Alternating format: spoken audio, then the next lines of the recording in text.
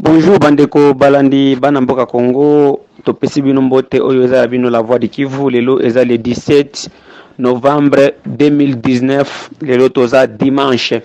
Bandeko balandi bana mboka Congo, toye lelo po topesa bino basango oyo ezoleka na kati ya mboka na biso. Premièrement vraiment bandeko toye na toyebisa bino que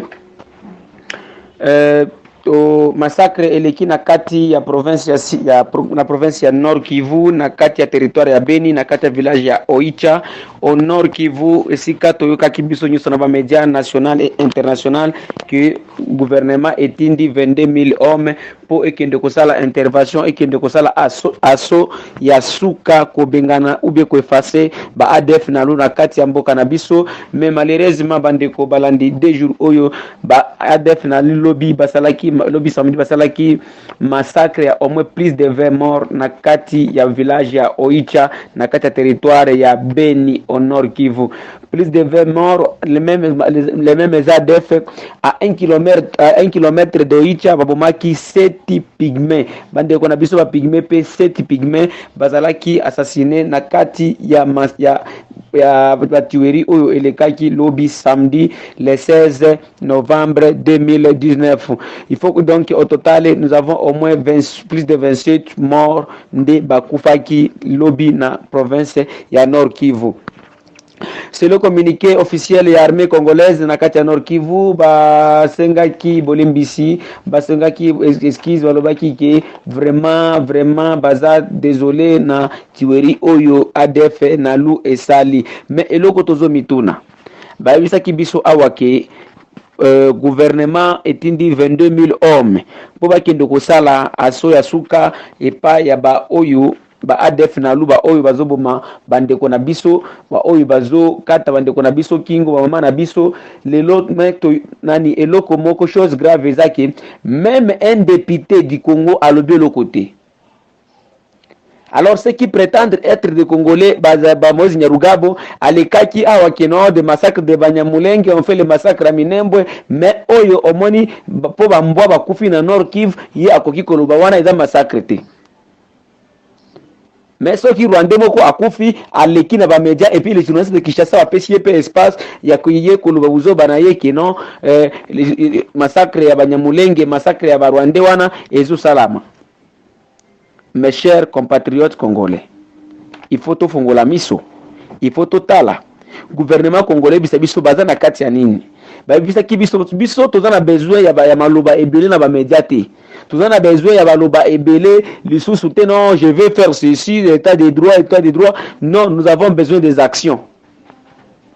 Population elembi déjà na biloko oyo ya babino wana ya koloba na ba média kosala boyo ke ipoto média le kate. Nous avons besoin des actions. Siko ba oyo bakufi bango baza na valeur te, bazaki na droit ya sécurité te, mais en 2023 beaucoup en a besoin ba voter bino. Soki ezaki ndoki te eza nini boko benga biso bandoki bino pe bokozala bandoki ya peuple. Bandeko information mususu toza nango ezaki na kati un accident esalamaki na kati ya village ya Kitula na kati ya territoire ya Fizi au sud Kivu.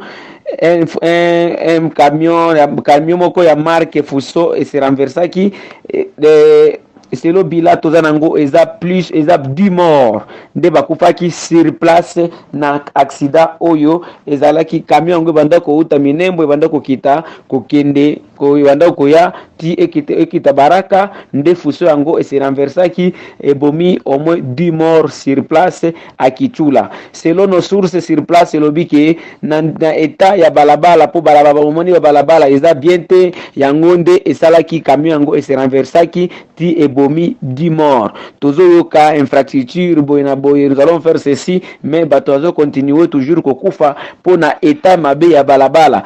Banda toyokaka ke bakutunga balabala ba programme de 100 jours ti lelo tomona te eloko moko te balabala ya bien eza te donc ti lelo toperdre lisusu bandeko mosusu bato oyo bauti kokufa 10 personnes banda kokima bitumba bamati na kati ya nani ya mutuka ya camion bakei lisusu kokufa bakanisaki ke bakimi bitumba donc babiki nzoka nde eta balabala pe ekorenverse camion oyo bamataki na kati donc awa toza na bila ya 10 morts nde bakufaki lobi le 16 novembre 2019 à Kichula na kati ya territoire ya Fizi. Dans le village de Mississi, il faut que le village de Mississi, c'est un village aussi de territoire ya Fizi, et un village carré minier, donc c'est un village moko, donc ezalaka village yango se tendi na carré minier. Un voleur a été brûlé vif na kati ya village wana, voleur yango abanda kuyiba bato na arme nde tango population ekangaki ye selon nos sources sur place, selon correspondant na biso alobi ke population ebandaki koloba balembi ba insécurité masasi bitumba nini ye moyibi lisusu aya kobakisa banani ba stress na bango na mitu na bango nde bazwaki ye batumbaki ye sur place sans kutu kozela ke ba policier baya po bakanga ye bamema ye na bureau ya la police. Mes chers compatriotes congolais, information mususu toza nango eza ke Aminembwe na kati ya territoire ya Fizi au sud Kivu, un colonel rwandais ya FARDC na ba militaire rwandais bango nyonso bakoti nzamba donc base rebelle. Toyebisaka bino baswahili balobaka ke kunguru afugiki. Jamais corbeau koki kotia na basoso te non batambola na bango na basoso balia biloko balia nini te eloko wana ekoki kosala manango te.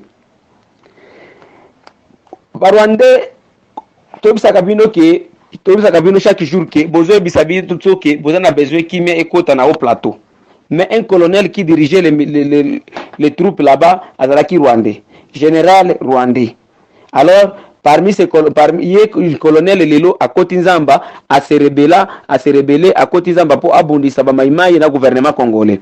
Et puis ba source na biso lobi ke c'est Azarias Ruberwa et Moïse Nyarugabo bangonde basali eloko oyo balobisi colonel oyoke akota nzamba akende ko rejoindre Bangumino. Lelo colonel oyo ye na ba militaire rwandais nyonso ba oyo bazalaki na kati ya FARDC na bazalaki na opération na kati ya au plateau de Mitumba bakoti bakei ko rejoindre Bangumino groupe armé oyo ya Ruberwa. Selon nos sources zanango ke bayibi ba dépôt nyonso ya arme ba munitions oyo zalaki wana bakendaki nango na nzamba. Lelo tango c'est pourquoi to yisa kabino ke notre armée est infiltrée jusqu'à la moelle épinière. Ba congolais kutu eloko oyo bazomona te yango to bisaka ba congolais ke bino ba rwandais basalaka wana na bino me bazalaka na idéologie moko na bino te. Bango baye na mboka na biso po bayiba mboka na biso ba massacrer bandeko na biso po ba occuper mboka na biso. Mais vous les militaires congolais biloko wana bomonaka yango te.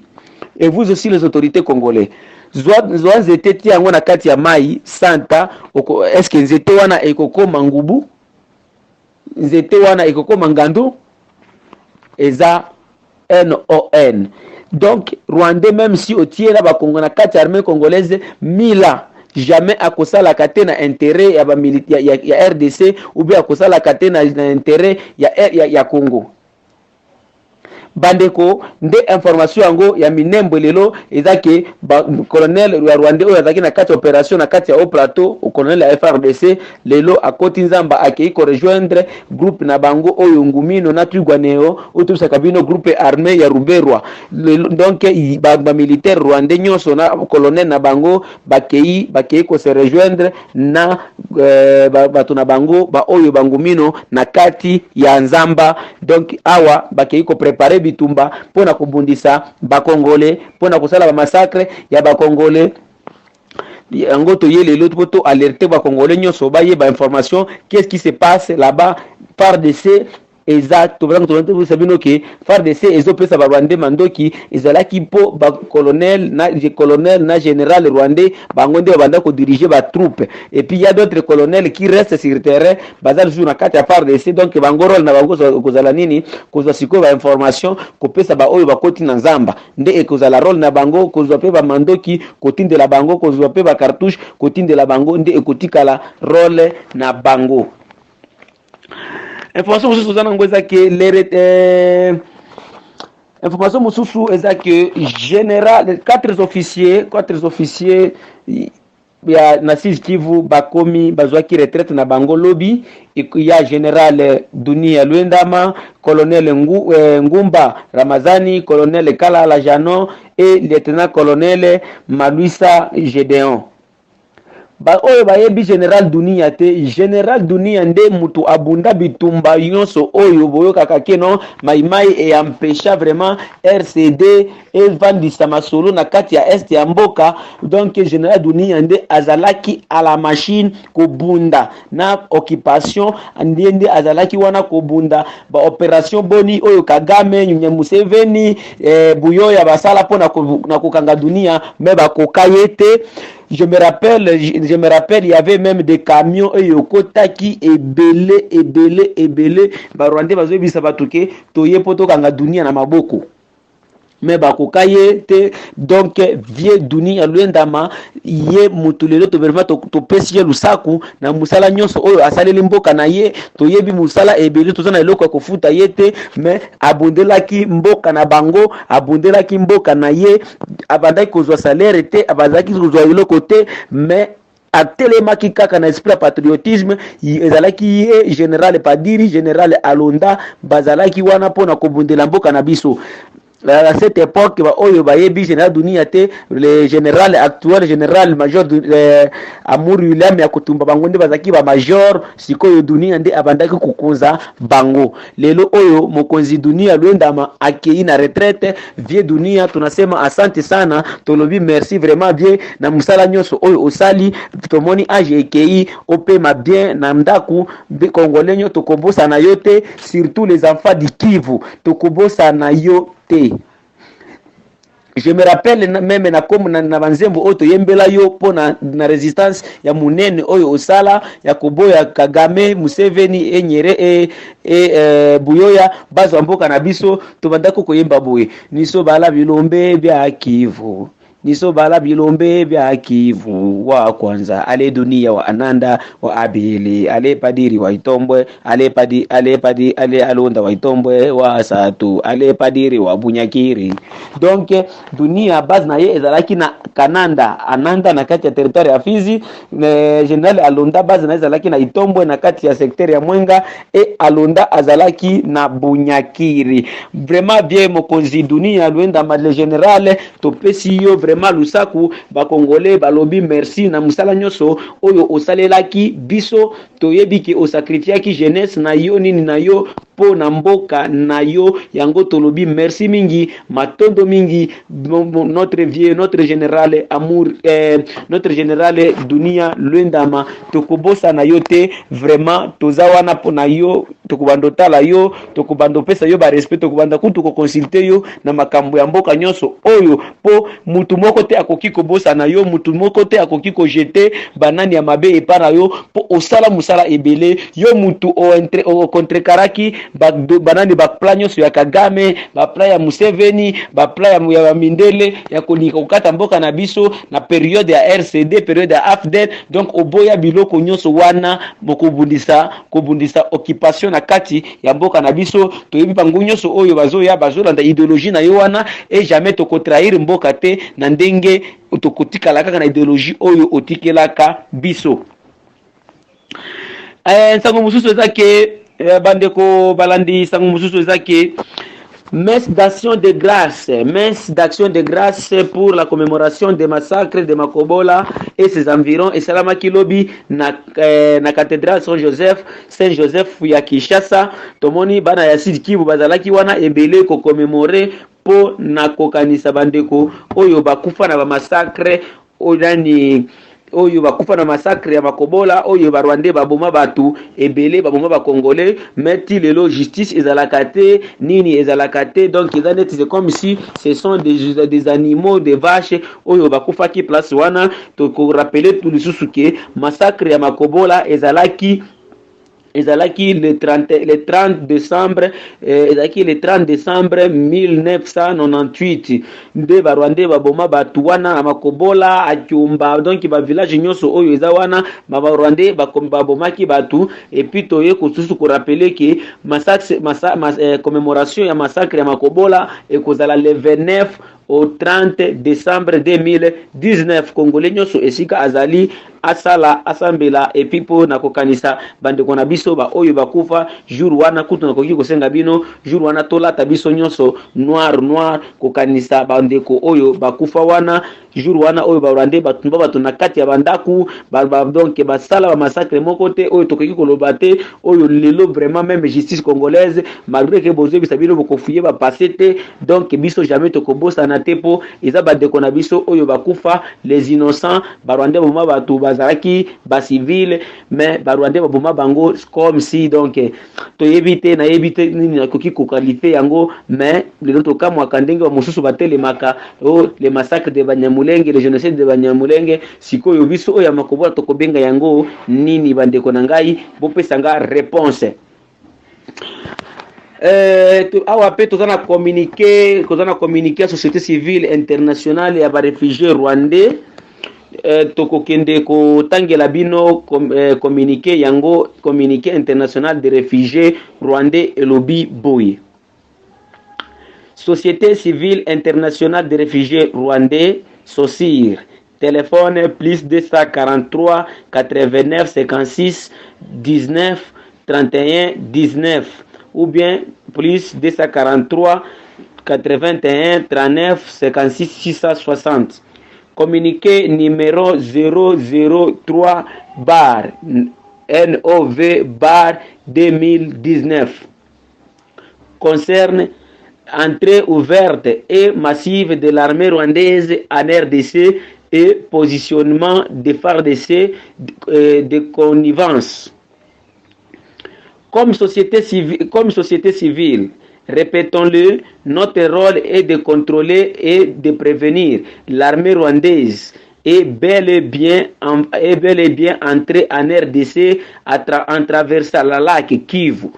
La lac Kivu au vide de la population civile qui donne les chiffres à chaque vague et aussi des autorités tant militaires que politiques. Nous avons toujours alerté les autorités tant de ces pays que du monde, mais finalement, la date du 15 novembre 2019 se concrétise comme une réalité de l'hécatombe où les réfugiés rwandais seront les premiers à être exterminés. L'attaque aux groupes armés n'étant pour Paul Kagame qu'une couverture. Certains points de ces champions de la mort en provenance de Kigali sont connus pour ceux qui entrent ouvertement puis endosser l'uniforme de l'armée congolaise, leur distribué par les officiers corrompus de FARDC qui se positionnent en faveur de ses conquérants, notamment le général Mundos au Sud Kivu, le général Mukalaï qui va diriger les opérations dans le Kalehe et Innocent Gahizi qui a déclaré ce dimanche 10 novembre 2019 à l'église de la 8e Sepak Buporo à Rubaya dans le Massissi, on m'a longtemps accusé de haine contre les réfugiés Hutus rwandais. Mais cette fois-ci, je suis déterminé à en finir avec eux. Je serai fier d'être poursuivi après avoir. Je serai fier d'être poursuivi après avoir exterminé. Après les avoir exterminés. Et son petit frère et son petit frère est l'un de ceux qui vont exécuter directement la sale besogne. La panique est totale dans la population civile, aussi bien autochtone que réfugiée, car le but de ces conquérants est de semer la terreur et la désolation,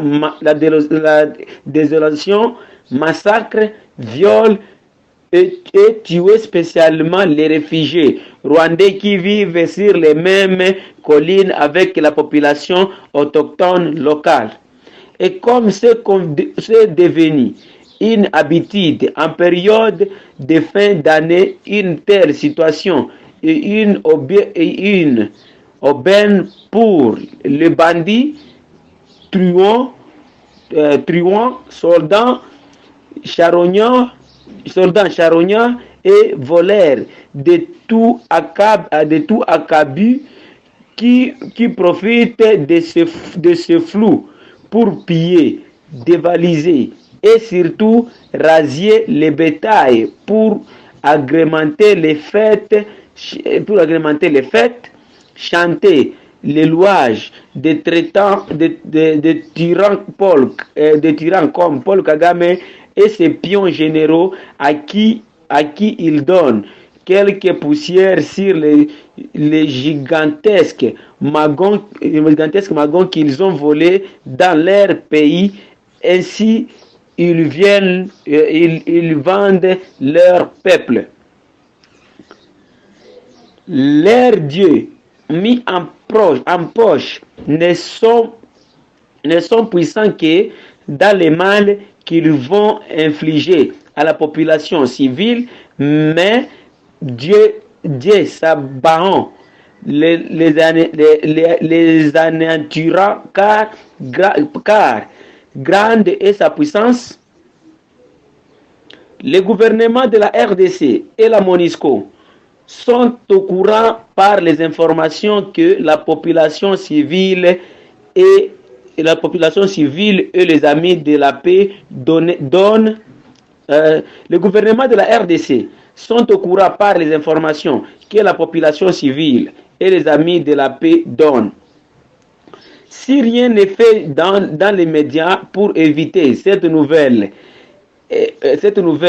hécatombe des réfugiés rwandais, à l'instar de celle de 1996 que le rapport mapping des experts de l'ONU publié en octobre 2010 a suggéré de qualifier de génocide de chacun en ce qui concerne accepter des responsabilités tant pénales que civiles. Les peuples de l'histoire vous en demanderont un jour d'en rendre compte. Fait à Calais le 14 novembre 2019 pour le comité de coordination de la SOCIR, Athanase Kamuhanda, président. Information mususu kokomela biso kaka na oyo awake arumanga na kati ya territoire ya Uvira na kati ya plaine de Ruzizi. Bana basi mibale mama mibale babomaki mama mibale abu portant en présence ya MONUSCO, mais MONUSCO esalaki ata eloko moko te. Tokopesa bino ba détail ya information yango na kati ya ba information na biso oyo ezolanda na ba émission na biso mosusu. Topesi bino matondo mingi bandeko ezalaki ya bino la voix du Kivu. Topesi bino matondo mingi koki komela biso na numéro oyo ya biso eza plus 27 61 1001356 ou bien komela biso na email na biso eza wana la voix du Kivu 45@gmail.com. okolanda biso pe na Instagram, okolanda la voix du Kivu pe na Facebook. Yango nyonso okolanda biso okozwa ba information oyo ezoleka na kati ya mboka na biso. Merci, topesi bino matondo mingi. Bonne journée tolobi. Ciao.